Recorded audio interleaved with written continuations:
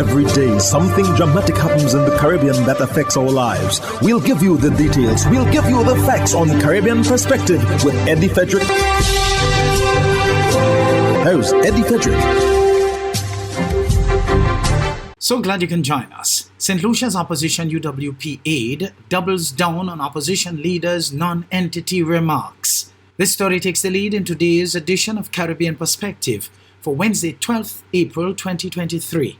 Details when we return. Hubbard's Motor Department Mount Gay and Hubbard's Tire Bay, located at the Building Supplies Compound in Grand Anse, are reminding the motoring public that another round for licensing and inspection has begun. Just arrived on new shipments of quality furrowed and torque tires to fit all makes and models of vehicles at competitive pricing. Shop early to avoid the hassle of long lines. WhatsApp them on 473-405-5482. Hubbard's, quality service, affordable prices.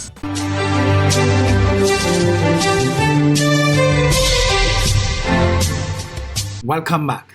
Mobilization officer for the opposition UWP in St. Lucia, Nancy Charles, has launched a broadside on SLP Communications Director as surrogates double down on the non-entity commentary in the Banans Bay land row.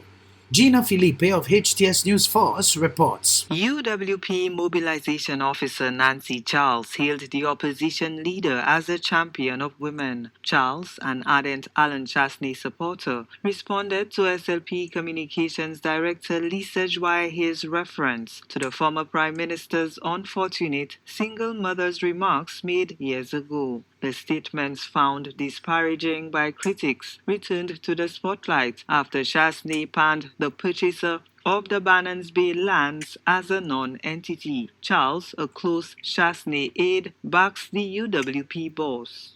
Lisa is going to embarrass herself and allow the Labour Party to come and use her so she can speak about Alan Chasney does not support women. Tell Lisa that Alan Chasney is the biggest supporter than any other Prime Minister of women in this country. Alan Chasney, under his administration, ensured that women serve at the highest capacity under his administration, both in the Parliament of St. Lucia and in his cabinet. Even in his campaign at the last election, he had the highest number of women candidates on the platform. And even today, you have women like myself, Janine Girardi Ferro, who continue to serve at the highest level of the United Workers' Party. So don't come and embarrass yourself and talk nonsense about Alan Chasney does not support women, etc. Charles rebuffs Joye's call for an apology. This young lady is a non-entity. So I don't know why anybody wants to say that Alan Chasney has to come and apologize. For what? Because he explained what he meant by that. And that is the job of the St. Lucia Labour Party, to cover up. The UWP mobilization officer who phoned into the News Spain program on Wednesday made serious allegations without supporting evidence. Lisa should come out and explain that. Because I think she should be embarrassed. She, as a young lady, as a young senator, and a young upcoming woman in St. Lucian society, should really be embarrassed for allowing the St. Lucia Labour Party to use her. Charles questioned the reported land purchaser record of accomplishment in business. Prime Minister Philip J. Pierre told Radio 100's Stanley Lucian on Wednesday that a certified professional appraised the Banans Bay property. But UWP supporters allege there is a grand conspiracy. Gina Felipe, HTS News Force. Jamaica's opposition leader Mark Golding weighing in on crime and violence in Jamaica. CVM Live's Nakisa Aleman filed this report. Maintaining a good relationship with the police and non-governmental organizations committed to encouraging a peaceful community is important to Member of Parliament for St. Andrews South and Leader of the Opposition Mark Golding, though he is displeased that the government defunded similar agencies. That's why agencies like PMI are vital, and PMI has been defunded and left to a shell of its original self under this government, which is a big mistake, because having violence interrupters in communities who know the lay of the land, know the players, and can understand what the dynamics are and what needs to be done quickly, and empowering those people to act is part of trying to maintain peaceful communities. Minister of National Security Dr. Horace Chang in 2019 announced the decision to use no man's land in Golding's constituency as the police headquarters, yet he maintains construction is still to begin. Golding reminds the decision was made without consulting the residents. The decision to do it was made, and then when there was a bit of an uproar, they then had a couple of meetings in the community basically to explain what they planned to do. But it wasn't what the community was asking for. The community already has several police stations. There are 3. Nearly 4 years later, Golding expresses disappointment that the land is still not being used constructively. They had posted some notices in the Jonestown Post Office, some land acquisition notices a couple of years ago. So there may be some of that going on behind the scenes, but we haven't seen any kind of actual physical work or anything to indicate that the project is near starting or anything. So, I don't know if they have a change of heart or it's just not on the front burner. In 2019, Golding stated his intention to begin infrastructural development projects to include housing and employment hubs he envisioned could generate economic growth in the space. Nasika Aliman reporting for CVM Live.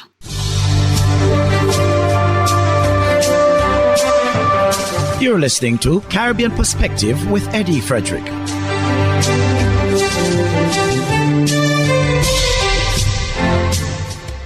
The Cabinet of St. Kitts and Nevis has endorsed a phased approach to reducing and eliminating single-use plastics. This was the topic at last week's post-cabinet briefing. Cabinet Secretary is Dr. Marcus Natter.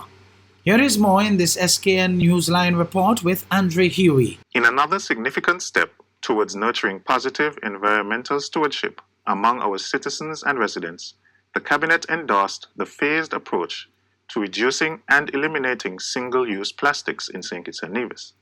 Single-use plastics include items such as plastic bags, straws, soda and water bottles, and foam food containers.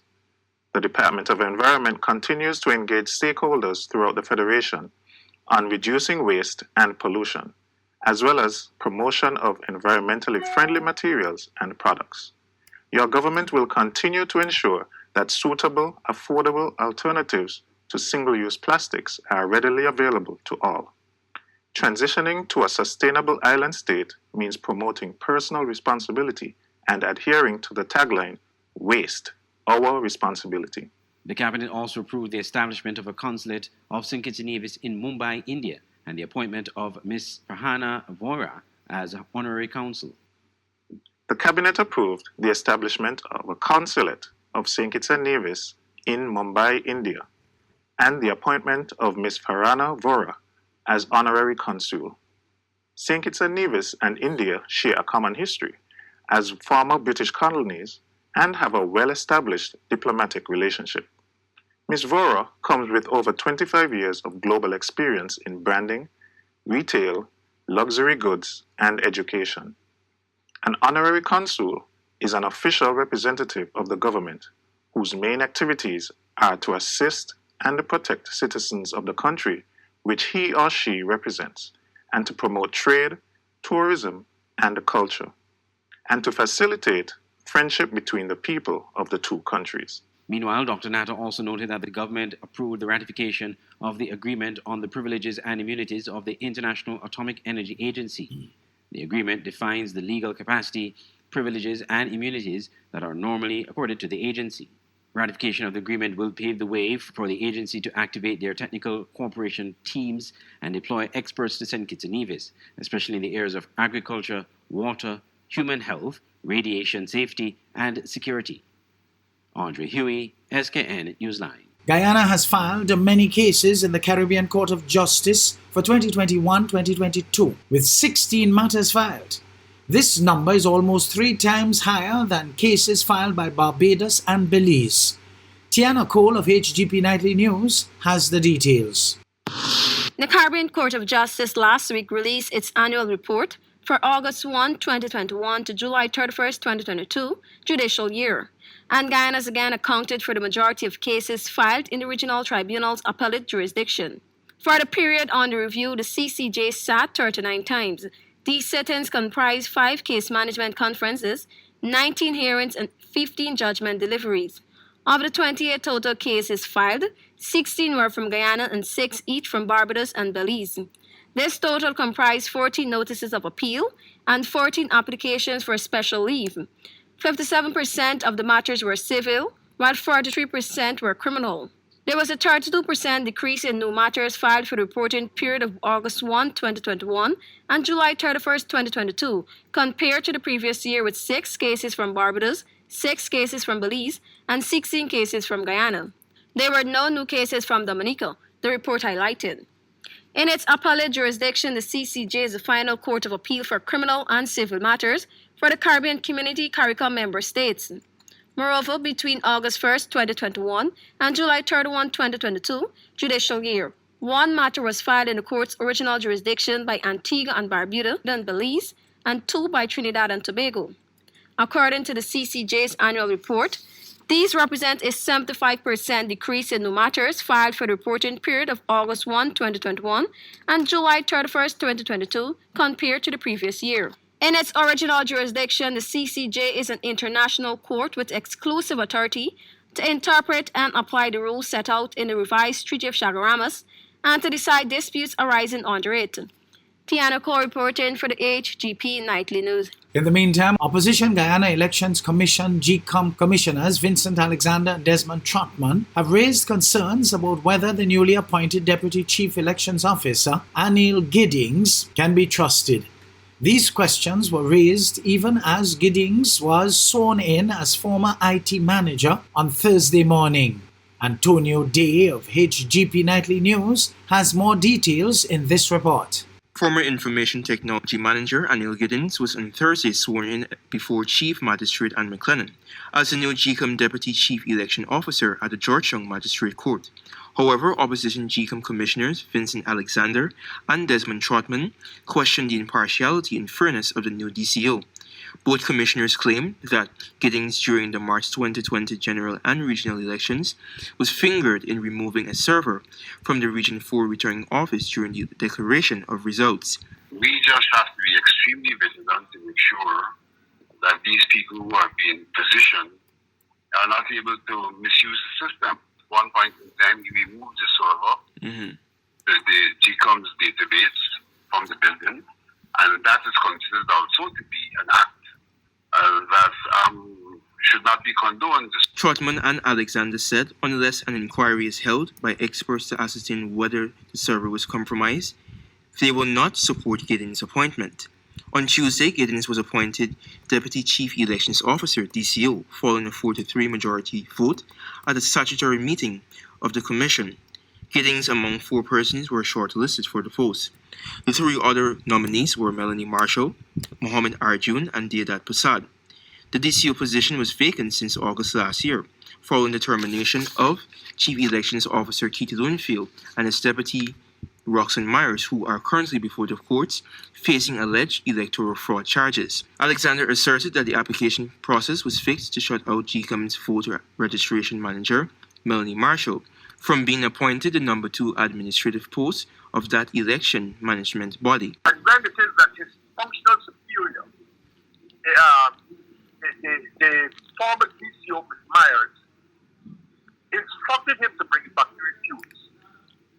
And he only brought it back after having it in his possession for several hours and on the instruction of Commissioner Robeson Bell, who at the time was functioning in our GCOM.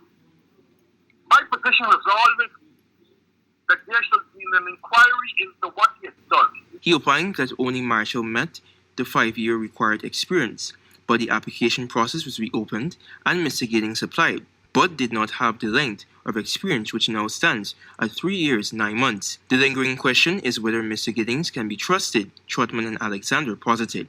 Antonio Day reporting for the AGP Nightly News. Hubbard's is once again innovating the way you shop with its new online store, providing 24-hour shopping convenience. You can shop now for appliances, hardware, houseware, building material, and more. Free delivery island-wide. Start shopping now at HubbardsHardware.gd. Safe, convenient, reliable.